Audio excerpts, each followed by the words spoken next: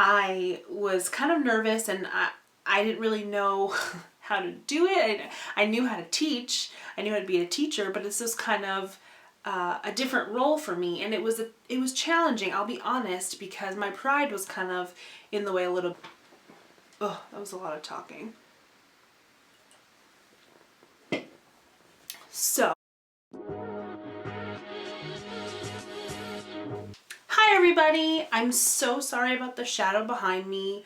My parents' house has so many windows and there's no way to avoid having weird lighting.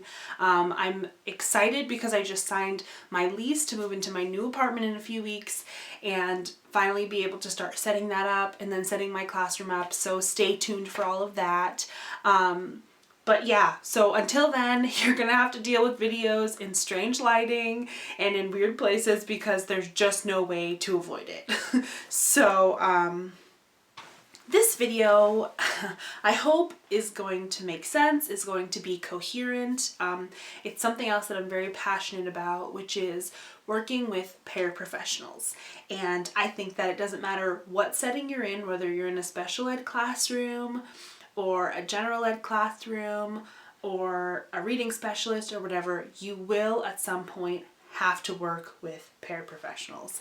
And I think that this is a skill that's so necessary. I know that a lot of schools now really want to focus on collaboration, and some pieces that we might miss in collaboration is families and paraprofessionals, two sets of knowledge and skills that can really benefit the child as we continue to work with them.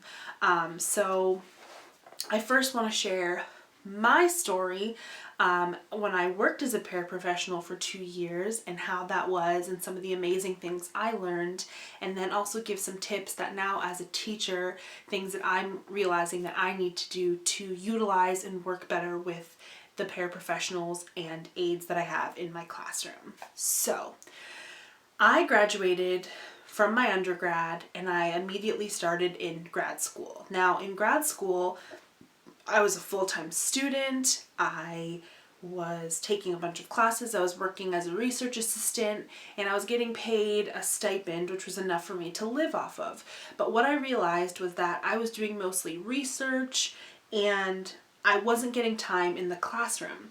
I didn't want 2 years to go by in grad school and then to get out and have to find a job and not have any classroom experience for the past couple of years to show in my interviews. So I thought about it and I thought maybe I'll be a special ed teacher while I'm in graduate school, but I didn't want to put that much time in. I really wanted to focus on my studies.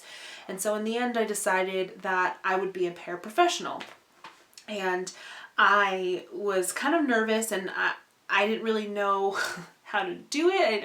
I knew how to teach. I knew how to be a teacher, but it's just kind of a different role for me, and where I was getting paid a lot less than I would have gotten paid as a teacher. I wasn't going to run my classroom. I was just going to be an assistant when I could have run the classroom myself, if that makes sense. But I thought, you know what, this is really good for me right now, and I know I'm going to learn some amazing things, and I'm also going to be able to stay in the classroom. So I accepted a job in a early childhood classroom in a public school as a one-on-one paraprofessional. And I loved my time as a paraprofessional. Honestly, I wish I could just do that job but get paid a teacher's salary because it was so amazing. And now when I see other paraprofessionals, I have this overwhelming love for them and appreciation for them because I know what they're going through. I know what they're doing. I appreciate their job. It is so vital in the schools. So I was with, for the first year, I was with one girl who was 4 years old and she had Down syndrome. And so the classroom was in a public school. It was regular school hours. We got summers off, but I was with her through everything. I went to occupational therapy with her, speech therapy. I was with the teacher. I taught a small group that she gave me, and I was able to build my small group and kind of feel like I got to teach a little bit through that time. She was always with me, and I got to build an amazing relationship with the parents because the parents saw the teacher as yeah, she's the teacher of the whole classroom, but they saw me as the person who was with her every day. And so at the end of the day, they would ask me questions, and I was the one who communicated with them because I was just with her all the time. I administered, made sure her G-tube was clean, and if you hear background noises, because there's other people in my house. I really, really loved that little girl. She was just awesome. And at the end of the school year, I cried and cried because I knew I wasn't going to have her again. It was super emotional for me. So then my second year of graduate school, I worked for a district. And so they needed me to go to a different school within that district. So I got moved to another school, and I was also in an early childhood classroom there was a special ed teacher, a general ed teacher, and then 2 paraprofessionals, and then about 25 students. So the second year I had a boy with autism who was 4, who had just been newly diagnosed and really, really needed support throughout the day. So I was able to collaborate with the special ed teacher. We wrote his IEP, made sure that it really worked for him. I built him his personal schedule. I was able to help him with his iPad for communication, for his AAC device, and really made sure that he had that all set up. I, again, communicated with the parents. The teacher delegated to me different things to do, whether small groups or working one-on-one with a different kid when she needed help. We organized a lot of things, and I was really just an assistant to that teacher. But what I loved the most was that all the teachers that I worked with during my 2 years as a paraprofessional, they respected me. They understood that I was getting my master's in this field, that I could have their job, but I was choosing not to, that I had expertise to bring to the table. And they collaborated with me. They let me help them. It was just so amazing. Like, it was almost like doing another student teaching experience, but I was getting paid. But I had no responsibilities. I didn't have to write lesson plans. So it was like the best of both worlds. I absolutely loved it. And I think it taught me so much about how I want to be as a teacher towards my paraprofessionals or towards my different assistants that I have. So now I want to talk about some tips. I want to give you guys some practicals. I know that even if you've been teaching for a long time and you have an amazing relationship with your paraprofessionals, there's still some stuff that you might be able to learn that maybe you can take away from this video. And if you're a new teacher who's thinking, oh my gosh, now I have a classroom, now I'm going to be in charge of adults, I'm 22, I don't know what I'm doing, hopefully this video will also help you. So the first tip, I will say tip number 1, is to remember that every person has expertise in something. And what I mean by that is you might have a paraprofessional in your classroom. Maybe they come in for even, 20 minutes or something. Who knows? But they might be in your classroom and you might just think, oh, they're an assistant. I know more because I'm a teacher, right? You don't know. They could be getting their master's degree in education and just kind of having this job as a part-time gig. They could have been doing this job for 30 years and have some amazing ideas and amazing experiences in different settings within schools. I mean, you just don't know. But being aware that other people have different expertises that might be able to benefit you and help you in your classroom, which leads to number 2, which is building a relationship with the paraprofessionals that are in your classroom, getting to know them. You don't need to be their best friends, but being, oh, how are you? What are the things that you're doing in your life? Like, oh, you're interested in art? Well, maybe I can utilize that and you can be in charge of doing this art thing in my classroom so that I have time to go work on with this other small group. You see what I'm saying? Like, you can, as you get to know them, you start to see their strengths and weaknesses, which leads me into number 3, which is that asking them what they're interested in and what their strengths and weaknesses are. I remember one of the teachers I had, she realized I loved art. I majored in art as well as education. And so she's like, you know what, Braylon, I want to do more art. I'm not good at this. How about I let you take over this time of the day where we can get more creative. Even though you're a one-on-one para and you're not the teacher right now, I will give this to you. I will let you do this. You're capable of teaching. And so she kind of delegated that piece to me. But I've been in situations where the paraprofessional really loves organizing and the teacher is not organized. Okay, well, can you help me with that? It's a give and take in a relationship, which leads to number 4. And this is huge. If anything, please, please, please, please, please take this.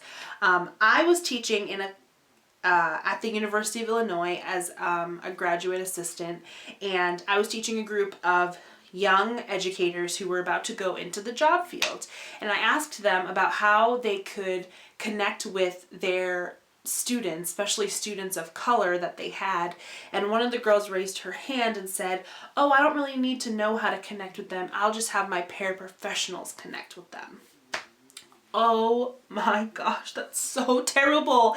Yes, paraprofessionals have this way of connecting with students, sometimes better than the teacher can, but kind of it doesn't mean that that's their job and your job is just to teach, right? Like the teacher also needs to be able to connect with students. And if you're seeing your paraprofessional having amazing results, being able to have these awesome relationships with students, getting to talk to them, look and see what is it that they're doing. Oh, they are the ones who take the kids out at recess time and the teacher doesn't have to. Well, maybe as a teacher, I'm going to take their example and I might go outside at recess. Maybe I can have some amazing relationships with my students and some awesome conversations. Or, the paraprofessional takes them to lunch and gets to sit there and eat with them. Well, you know what? Maybe today I'm not going to take my lunch by myself. I'm going to go and sit with them.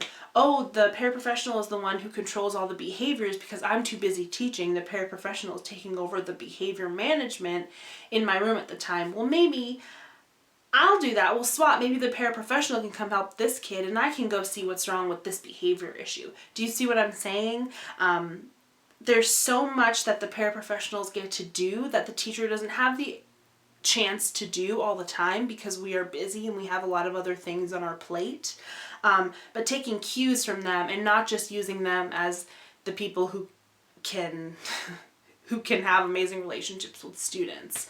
So some people that might be applicable to some people that might not, and we'll see. And I would think 5, one of my biggest tips, is collaborating with them. Not just asking them what they're interested in, but actually collaborating with them. I remember as a paraprofessional, teachers would have to fill out different assessments, different paperwork and things like that, and a lot of times the teacher didn't know all the answers, but the paraprofessional might know some of those answers. Or as you're lesson planning and thinking, you know what, I can't remember, does this kid like doing this, or did the students have a hard time with this, or whatever, asking the paraprofessional because they're observant, they're in your classroom, they're seeing you. And even if you don't have a paraprofessional assigned to your classroom, chances are the special ed teacher has a paraprofessional that's coming in your classroom every once in a while. So those paraprofessionals see your classroom, they see how it's run. They might even be able to say, oh, I've been in another classroom and this is what's really working in that room versus what's working in your room. I think being humble and open to correction, open to speaking to other people, paraprofessionals are amazing. They're just an amazing resource and we need them. We can't have a classroom of 35 and not have help all the time. Or even in a special ed setting, if there are special educators watching, we know that we need them. We know that we can't do our jobs without them. And as I'm about to start in this new school with only about 7 or 8 students, but I get 2 paraprofessionals because those students are enough work of their own. I can't take on anymore. So I know that those paraprofessionals are going to be this amazing, amazing resource for me. They've been in the school, that specific school before. They have interest, they have areas of expertise. They might enjoy math more than reading, then I'll utilize them in math. They might enjoy social studies more than language arts, who knows, but I'll be able to really see and build a relationship with them and work with them because I need them. I need them so badly. So, I hope that this video was helpful for you. If you have more tips of ways that you've found either as you're a paraprofessional or as you're a teacher working with them, things that might be helpful for anyone else, please comment below. We can start a discussion. I would love to hear your thoughts on this, or if you think that any of these tips were dumb and don't even need to be discussed, then please share that too. That's awesome. But thank you so much for watching, and I hope you have an awesome day. Thanks. Bye.